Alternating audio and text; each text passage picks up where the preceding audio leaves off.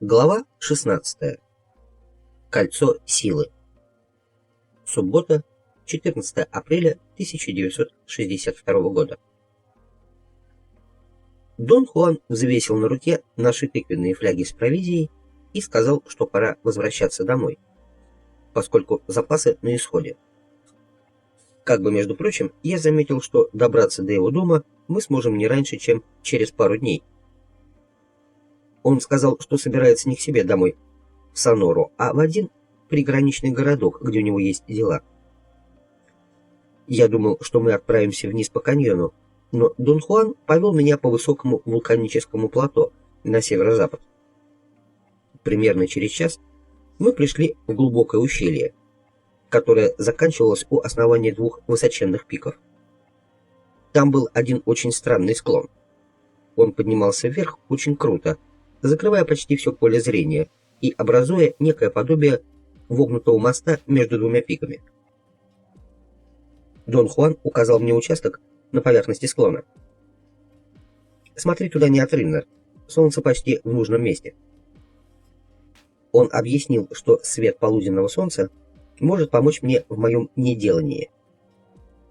Затем он велел мне сделать следующее: ослабить ремень и все тугие облегающие детали одежды, сесть, скрестив ноги, и напряженно созерцать место, которое он мне указал. Облаков на небе было очень мало, а на западе вообще ни одного. Стояла жара, и прямые лучи солнца раскаляли отвердевшую лаву. Я внимательно созерцал. Прошло довольно много времени. Наконец я не выдержал и спросил: собственно говоря, а что именно я созерцаю? То есть, что предполагается увидеть? Дон Хуан нетерпеливым жестом велел мне замолчать. Я устал. Хотелось спать, и я прикрыл глаза. Они чесались, и я потер их. Но руки плохо слушались и были мокрыми.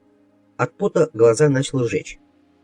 Я посмотрел сквозь полуопущенные веки на лавовые пики, и вдруг все горы вспыхнули. Я сказал Дону Хуану, что когда глаза мои сведены, я вижу окружающие горы как хитросплетение световых волокон. Дон Хуан велел мне дышать как можно реже и мельче, чтобы сохранить видение световых волокон, ни на чем не фиксировать взгляд и время от времени посматривать на определенную точку горизонта над самым склоном. Я так и сделал. Я увидел бесконечную даль, покрытую паутиной света. Картина была довольно устойчивой. Очень мягко Дон Хуан велел мне попытаться выделить в поле световых волокон темные пятна.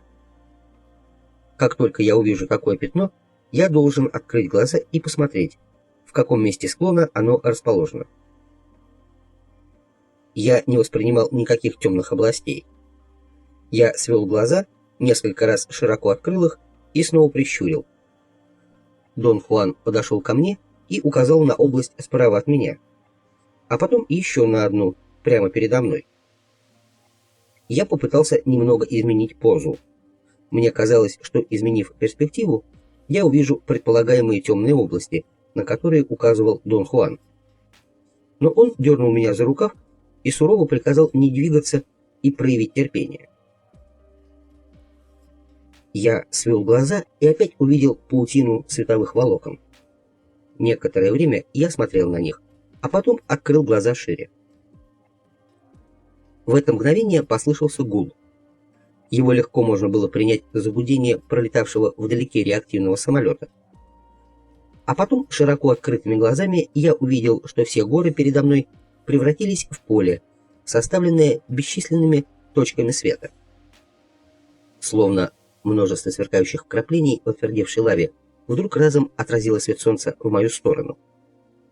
Потом солнечный свет потускнел и как бы выключился, а горы снова превратились в массу однородного коричневого камня. Одновременно подул ветер и стало прохладно. Я решил, что солнце скрылось за облаком, и попытался было оглянуться, чтобы убедиться в этом, но Дон Хуан схватил меня сзади за голову и не дал ее повернуть. Он сказал, что, обернувшись, я могу увидеть одну из сущностей гор, того союзника, который за нами увязался, а сил у меня явно недостаточно, чтобы выдержать напряжение зрелища такого рода. Затем он многозначительно добавил, что гул, который я слышал, это особый сигнал. Таким сигналом союзник извещает о своем присутствии. Затем Дон Хуан встал и объявил, что нам предстоит забраться вверх по склону. «Куда мы направляемся?» — спросил я. Он ткнул пальцем в сторону одной из областей, выделенных им ранее в качестве пятен. Он объявил, что неделание позволило ему определить это место как возможный центр силы, или, что тоже вполне вероятно, как место, на котором находится предмет силы. После очень трудного восхождения мы, наконец, туда добрались. Дон Хуан некоторое время неподвижно стоял в 2 метрах передо мной. Я двинулся было, чтобы шагнуть к нему, но он рукой сделал мне знак стоять на месте. Казалось, он пытался сориентироваться. Я видел, как двигается его затылок, когда он осматривал склон сверху вниз и обратно. Потом он уверенным шагом подошел к небольшому карнизу, сел и рукой смахнул с него песок. Затем пальцем провел канавку вокруг небольшого камня, торчавшего из земли, и велел мне его выкопать. Когда я добыл камень, он приказал тут же засунуть его за пазуху, потому что камень этот — предмет силы, и принадлежит он теперь мне. Дон Хуан сказал, что отдает его мне на хранение и что я должен отполировать его и всячески за ним ухаживать. Сразу после этого мы начали спускаться в каньон, а через пару часов были уже на пустынном плоскогорье у подножия лавовых гор. Дон Хуан в хорошем темпе шел метрах в 3 впереди меня. Мы двигались на юг, пока солнце не опустилось совсем низко.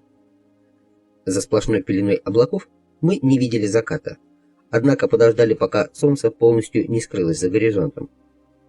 Потом мы отправились дальше, но теперь Дон Хуан изменил направление и вел меня на юго-восток.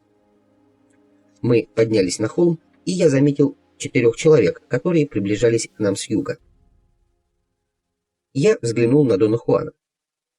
За все время наших с ним совместных путешествий мы ни разу не встречали ни единого человека. Я не знал, как вести себя в подобных случаях. Но Дон Хуан, казалось, ничуть не был обеспокоен. Он продолжал идти как шел, словно ничего не произошло. Те 4 приближались к нам с юга.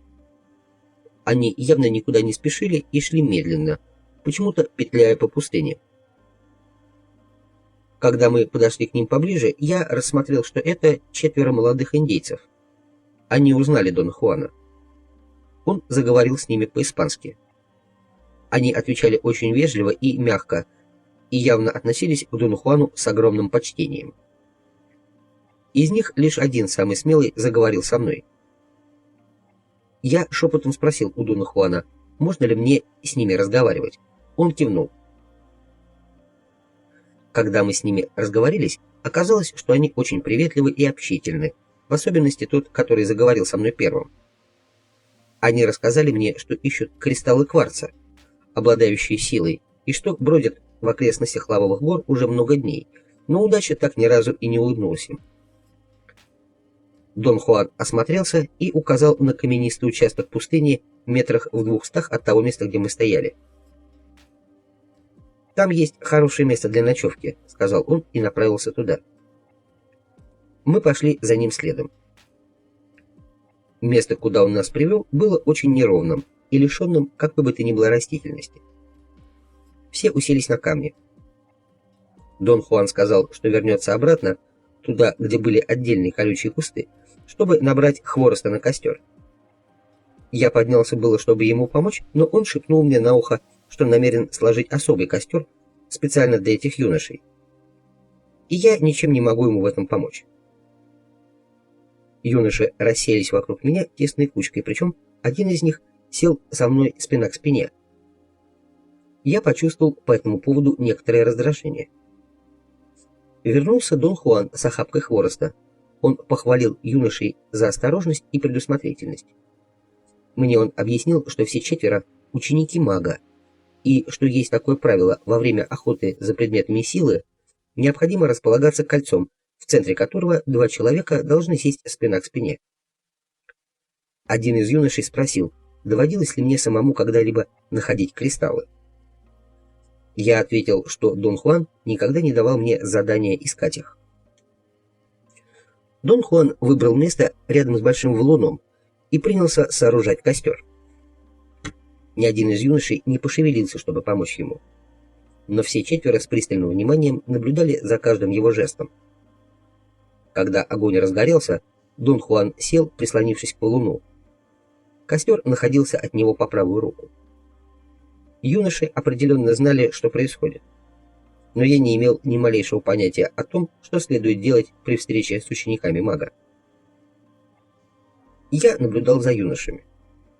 Они расположились правильным полукругом, лицом к Дону Хуану. Я обратил внимание на то, что Дон Хуан сидит лицом ко мне, а юноши по бокам от меня, двое справа, двое слева.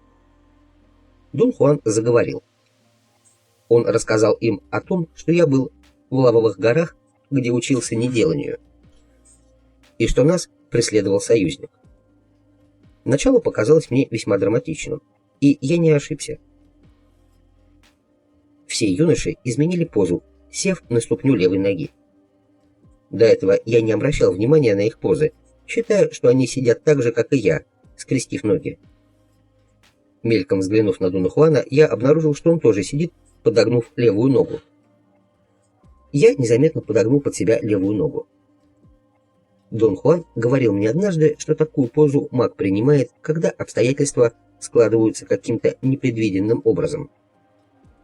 Однако меня эта поза всегда очень сильно утомляла. Я чувствовал, что просидеть в ней все время, пока он не закончит говорить, будет довольно трудно.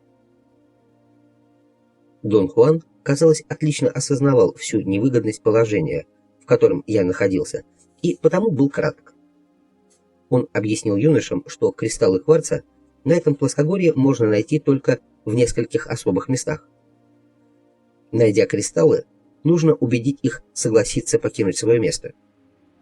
Для этого существуют специальные приемы. Если это удается сделать, то кристаллы сливаются с человеком, и силы их превосходят все мыслимые пределы. Дон Хуан сказал, что кристаллы обычно собраны в гроздь. Тот, кто нашел такую гроздь, имеет право выбрать из нее 5 самых больших и красивых кристаллов и отделить их от основания. Его задача обработать и отполировать их, заострив и придав им размеры и форму, соответствующие пальцам его правой руки. Затем Дон Хуан рассказал, что в оружие кристаллы превращает дух союзник, и объяснил, как его искать. Прежде всего, нужно выбрать место, подходящее для того, чтобы приманить союзника. Это место следует искать на вершине холма, взмахивая из стороны в сторону рукой, с обращенной вниз ладонью, до тех пор, пока ладонь не ощутит тепло. На том месте, над которым рука начала нагреваться, нужно развести костер. Дон Хуан объяснил, что костер привлечет союзника, и тот обнаружит себя серией последовательных звуков.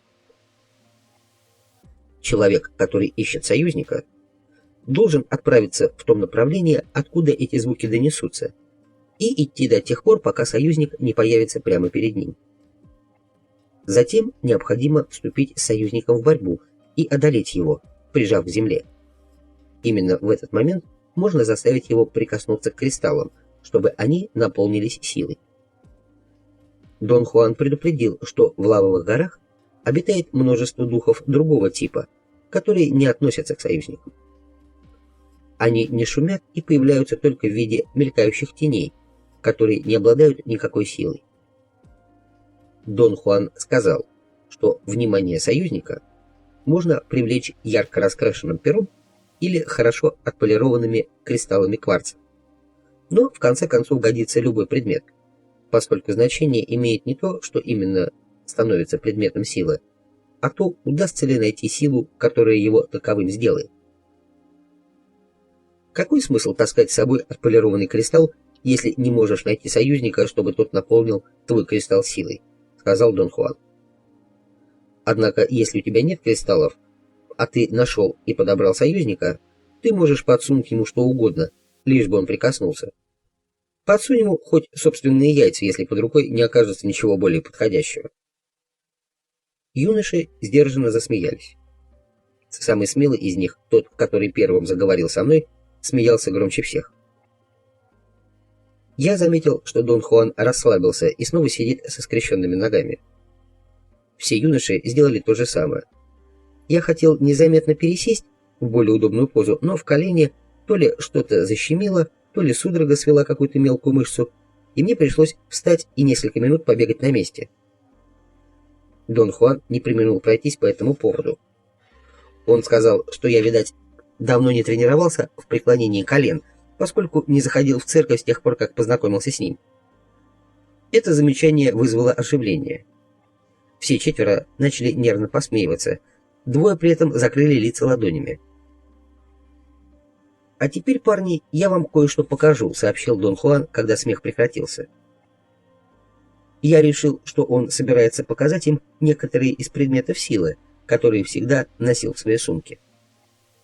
Я думал, что юноши сейчас подойдут и сгрудятся вокруг него, но они синхронно наклонились слегка вперед, подтянули левую ногу и сели в мистическую позу, столь неблагоприятно отражавшуюся на моем колене. Я тоже подтянул ногу, стараясь при этом выглядеть как можно естественнее. Я обнаружил, что если не садиться на ступню, а оставаться как бы в полуколенопреклоненном положении, то колено болит не так сильно. Дон Хуан встал и зашел за валун. Должно быть, пока я разбирался со своими коленями, он подбросил в огонь хвороста, потому что там что-то затрещало, и языки пламени выросли чуть ли не вдвое. Это каким-то образом накалило обстановку. Вдруг Дон Хуан вышел из-за валуна и встал на том месте, где перед этим сидел. Я был ошарашен. На голове у него красовалась настоящая пиратская треуголка с круглым верхом и торчащими по бокам сложенными полями. Одет он был в длинный сюртук с фалдами, застегнутый на одну единственную пуговицу, и у него была деревянная нога. Вид у него был на редкость дурацкий, я даже про себя рассмеялся. Интересно, откуда он все это взял здесь, в дикой пустыне? Наверное, заранее припрятал за камнем. Я подумал, что ему бы еще черную повязку на глаз, да попугая на плечо, и будет точь-в-точь вылитый пират из детской книжки. Дон Хуан медленно обвел всех взглядом слева направо. Потом посмотрел вверх и уставился во тьму за нашими спинами. Немного постояв, он снова начал обходить валун и скрылся за ним. Я не заметил, как он шел. Чтобы изобразить человека на деревянной ноге, ему, конечно, пришлось согнуть ногу в коленке, и когда он повернулся спиной, я должен был бы это заметить. Но я, видимо, был настолько впечатлен всей этой мистификацией, что не обратил внимания на детали. Как только Дон Хуан повернулся и пошел вокруг валуна, огонь утратил яркость. Я отдал должное точности расчета Дона Хуана.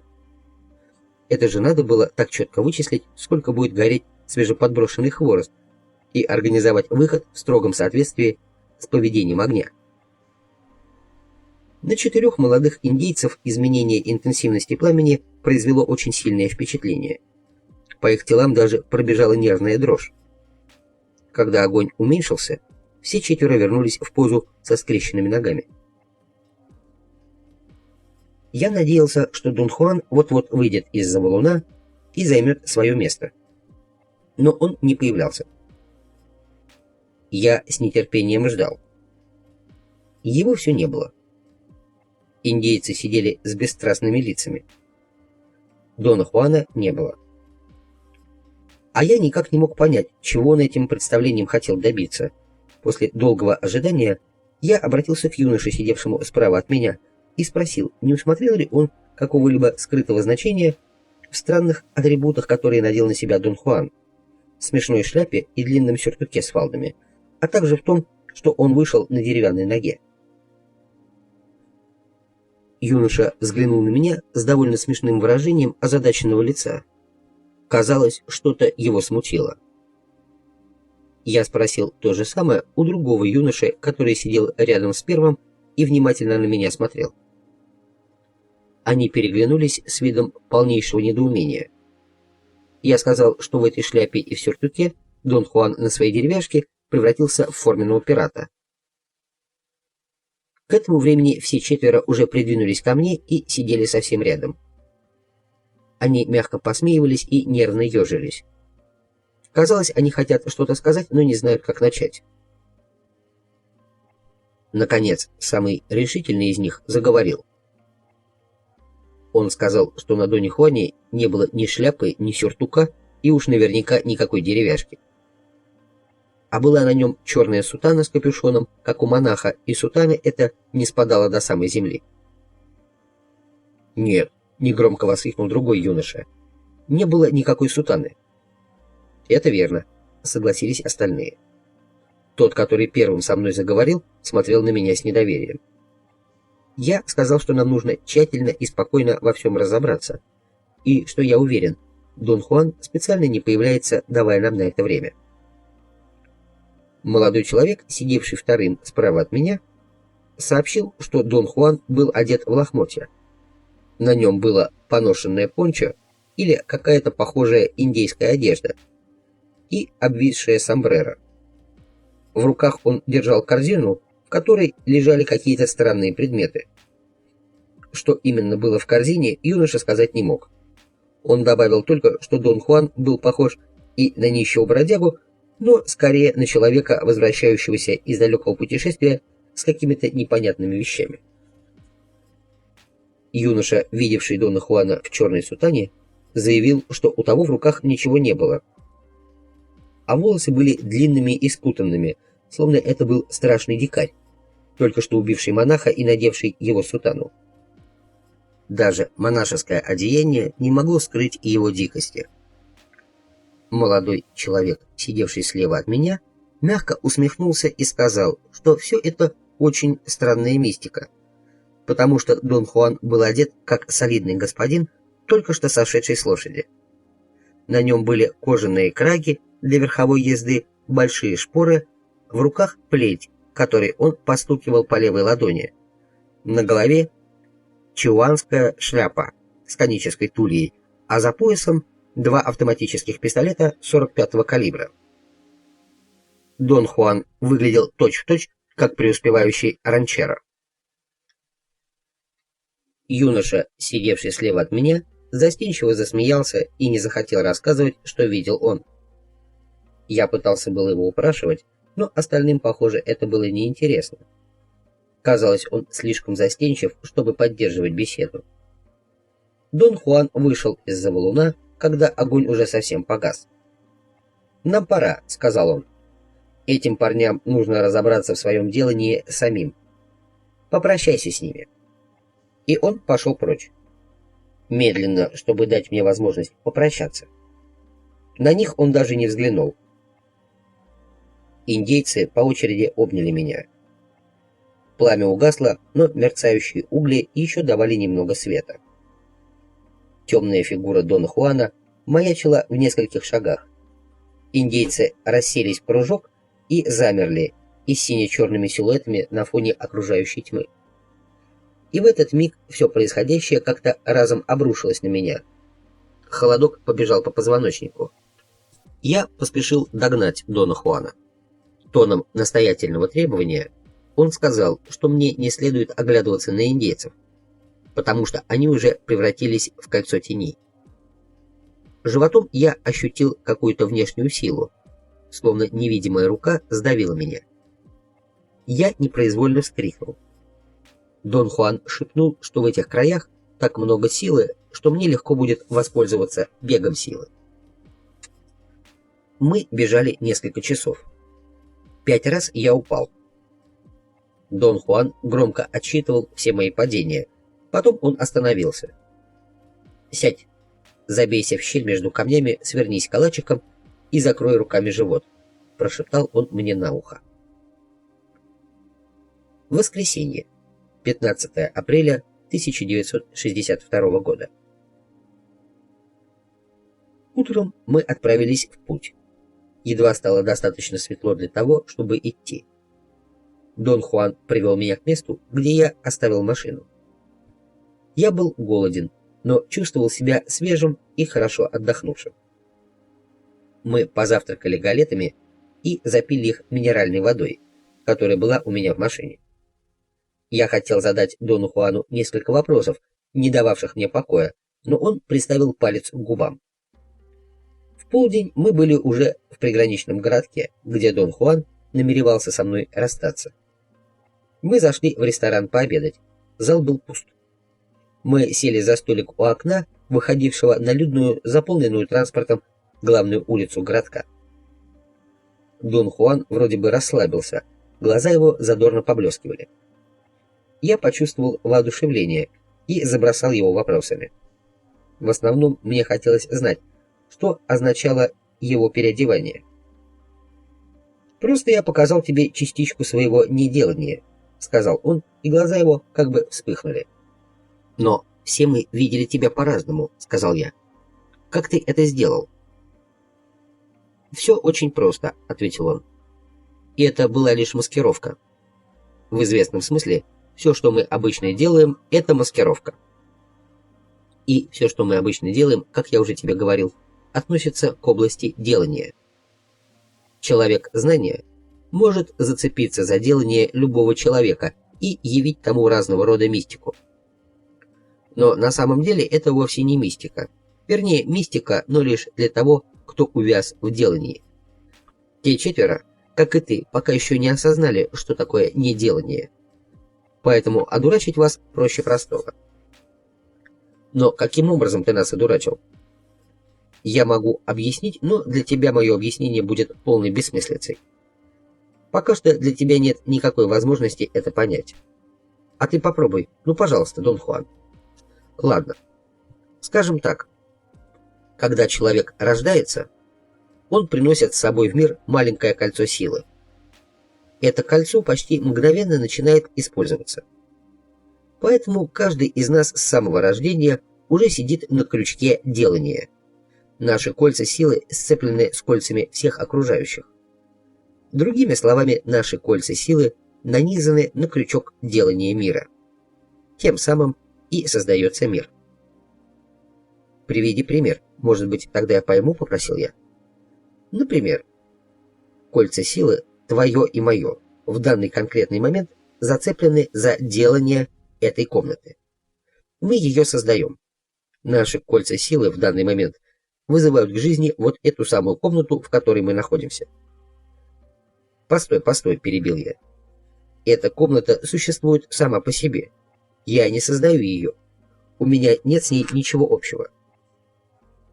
Мое возражение, достаточно основательное с моей точки зрения, не произвело на Дона Хуана никакого впечатления.